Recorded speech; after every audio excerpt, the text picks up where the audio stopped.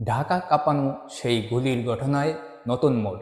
ইনকিলাব মঞ্চের মুখপাত্র ও ঢাকা ৮ আসনের সম্ভাব্য স্বতন্ত্র প্রার্থী শরীফ ওসমান হাদীর উপর হামলায় ব্যবহৃত মোটরসাইকেলের মালিক সন্দেহে একজনকে আটক করেছে র্যাব।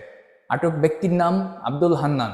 রোববার সকালে র্যাব 2 তাকে তুলে দেয় পল্টন মডেল থানায়। ঘটনাটা মনে আছে তো?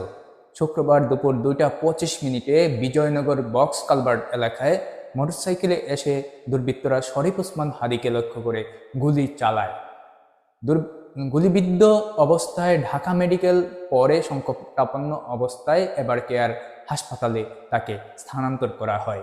এখন প্রশ্ন একটাই, মোটরসাইকেলের মালিকই কি এই হামলার সূত্র, নাকি নেপথ্যে আছে আরো বড় চক্র? চলছে তদন্ত, আর সবাই তাকিয়ে আছেন উত্তরটার দিকে।